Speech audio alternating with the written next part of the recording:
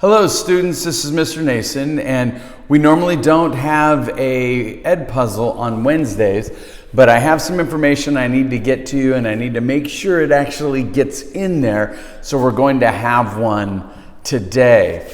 We're talking about beliefs, new birth, and the resurrection. And here's what I have said in the past. Worldview and evidence. Facts from evidence do not change people's worldview assumptions. Most people have a view of the world. You grow up usually with the worldview of parents, people in your culture. And that worldview that you have, you evaluate facts, you look at the world, and you live in that world according to that worldview. But most people don't consistently check their worldview and say, is my worldview actually matching these facts? Or am I pushing these facts into the worldview that I have? Most people don't think that deeply. Philosophy, some of those, they try to evaluate those kinds of things. And so we need to be evaluating them. How do you do that so that you can check? Well, I'm going to read these and then we're going to go on to explain them. Your ontological reality, your epistemological ground, your epistemological practice, your examination of the facts, and then allowable interpretations.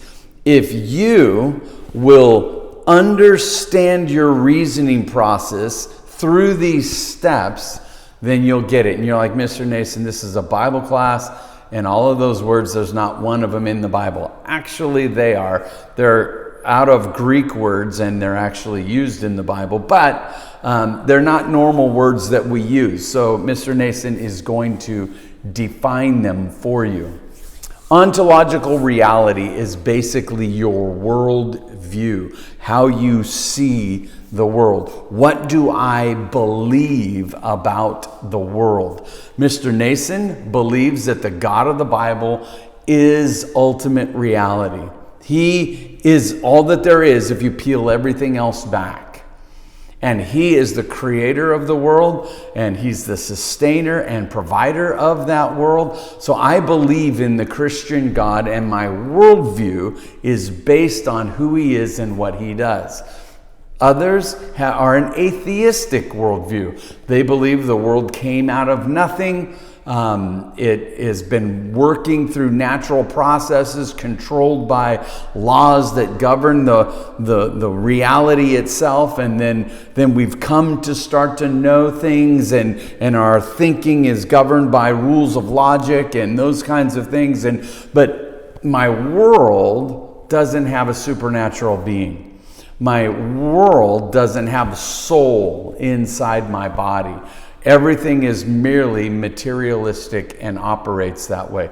Those are two opposite worldviews, and there's a lot that are in between. Another worldview might be a Hindu worldview where everything is illusion. And everything is one, and it's a spiritual reality, and all the physical reality is merely an illusion. And when we strip away that illusion, we'll actually see how everything exists as the same thing. And then we enter into that reality. So there's various worldviews that you might look at. We're going to look at them from basically two. And then in those worldviews, you have an epistemological ground, the ground for reason. Why can I reason? From a naturalistic worldview, where does intelligence come from? Where does awareness come from? We have to ground that in our worldview.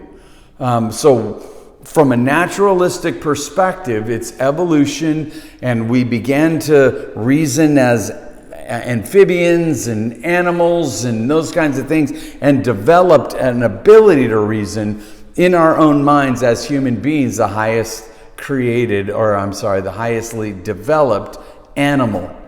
From a Christian perspective, that worldview. Why can I reason? Well, God is a reasoning, knowing being. He created so that we would see and understand His glory. He created us so that we would apprehend His glory. And then He gave us a mind to be able to reason, to understand His glory. And so the God of the Bible grounds biblical worldview of how we know things, how we can know things. There's a difference between how we can and how should we. And we're going to look at how should we next.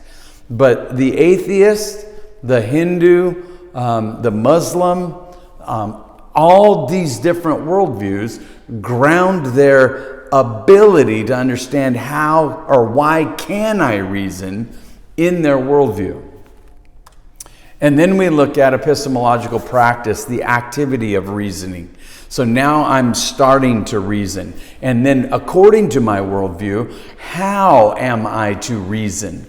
So how am I to do this process? If I'm doing it from an atheistic worldview, I don't consult the supernatural. I don't worry about that. I look at what's actually in the world, and I only evaluate things based on a naturalistic worldview. If I have a Christian worldview, then I consult God and I say, what do you think about these facts that I am seeing? And I bring my understanding in line with what God has said about those facts. And if I'm the Hindu, then I'm trying to peel away the differences between facts so that I can see things as they are all together. And so how we do reasoning is going to be based on our worldviews. And then we examine the facts. We actually evaluate the evidence. What do these things tell me? Just bare facts. What did they say? What are they? What is an atom? What is it made up of? What is a plant? What is it made up of? How does it function? We start looking at individual things and trying to understand what their physical processes are. And then we start looking for interpretations. And our worldview makes our interpretations allowable or not allowable. Our interpreting the evidence will be based on our worldview. What do these things tell me about my worldview? So what do the facts say about my worldview? Should I reevaluate my worldview? Are they consistent, inconsistent with my worldview?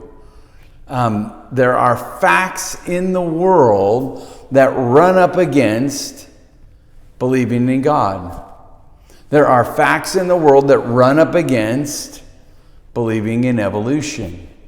A naturalistic evolution, that there's only the material world. There are facts in the world that run up against those, and we have to evaluate those facts and see, are they able to be consistent with this worldview? And if they're not, is my understanding of the fact wrong? Or is my worldview wrong? And so we start evaluating that fact a little bit more. We start seeing, can it be consistent with my worldview? And I bring my worldview in line with my understanding of facts? Or do I bring my facts in line with the understanding of my worldview? See, most people don't think this deeply about thinking, about reasoning. But we're about to study the facts of the resurrection. And we're going to evaluate those facts. Some of us will be coming from a Christian perspective. And so it'll just be nice and it'll be in our brain and feel good in our brain to hear these things. And we'll go, yes, yes, yes. And we won't properly evaluate them. We won't see them as clearly as we ought to see them for the facts that they are, as limited or as good as they are. And then from a naturalistic worldview, from an atheistic perspective, we're going to be looking at those facts and just, they're wrong. They can't be right. They can't be right because my worldview doesn't include supernatural things, and Jesus rising from the dead is supernatural. So I'm going to reject it without considering the facts. And so any worldview has these same problems. I relax when I think my understanding of this is consistent with my worldview, or I reject it if it's inconsistent with my worldview. The proper thing to do is to ask yourself, do I understand this fact correctly? Is there more information I need about this fact so that I can understand it better? And once I understand that fact, if that fact is in contrary to my worldview, then I need to start evaluating my worldview. Again, there's an ontological reality, an epistemological ground, an epistemological practice, an examination of the facts, and allowable interpretations. The questions that go with those things are these. What do I believe about the world? Why can I reason at all? How am I to reason according to my worldview? What do facts tell me? And what do things tell me about my worldview? Don't do this, students. Don't allow your worldview to dictate what you think about the facts. Be willing to do the research about those facts and allow those facts, understood rightly, guide you. We hear it all the time. People say, I let the evidence lead me where it goes. And that is good, and I applaud that statement. But the problem is most people don't evaluate their worldviews, and so they don't allow the evidence to lead them against their worldview. They only accept what it is they already think. And when the fact doesn't work, they reject it. They don't think about it. They don't reason with it. They just throw it out.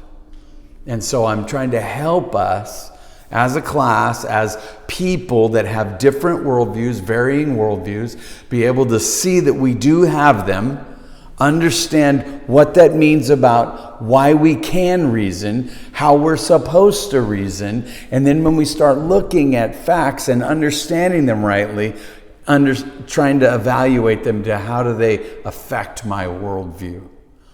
That is what we are going to be doing, students. Facts from evidence do not change people's worldview assumptions unless they're willing to allow them to, and we ought to be. Otherwise, we get a contingent of people with one worldview. We get a contingent of people with another worldview. They both interpret this fact according to their worldview, and then they go to war because they're unwilling to even evaluate that fact again. And this war is a war against other people. And guess what?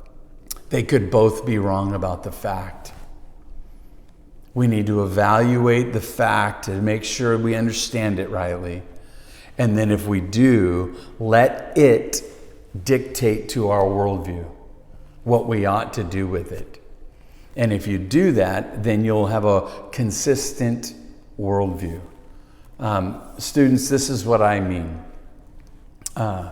If we start looking at the facts of the resurrection and rejecting them or accepting them because we already have that worldview, then you're not truly reasoning.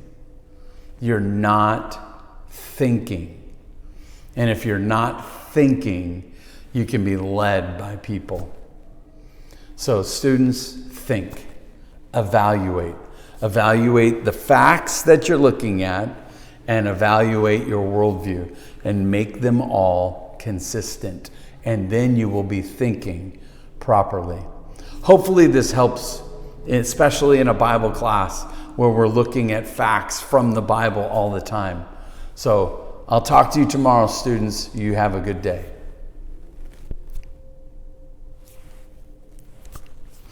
That was a bad ending.